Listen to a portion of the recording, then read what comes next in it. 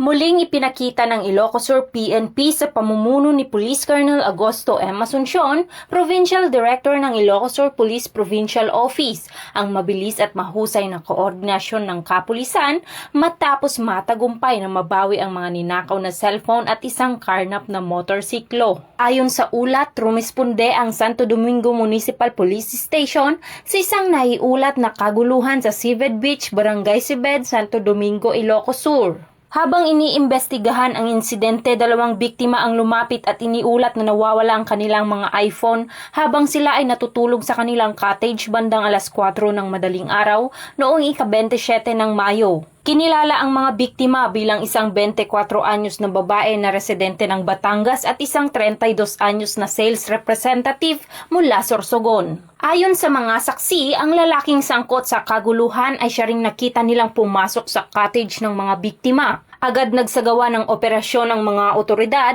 at natukoy ang sospek na isang 23 anyos na lalaki mula Novaliches, Quezon City. Gayunman, nakatakas ito patungo sa masukal na lugar habang iniimbestigahan. Sa follow-up investigation, napag-alamang ginamit umano ng sospek ang Honda Click 125 motorcycle ng kanyang kamag-anak sa Barangay Kasili bilang getaway vehicle matapos dumalo sa isang barangay fiesta. Sa pamamagitan ng pinagsanib na operasyon ng Santo Domingo MPS at San Nicolas MPS ng Ilocos Norte PPO, matagumpay na nabawi ang motorsiklo at mga nawawalang cellphone sa Barangay 22, San Guillermo, San Nicolas, Ilocos Norte. Ayon kay Police Colonel Asuncion, nagpapatuloy pa rin ang hot pursuit operation upang agad na maaresto ang sospek at mapanagot sa batas at mapanatiling ligtas ang publiko sa buong lalawigan.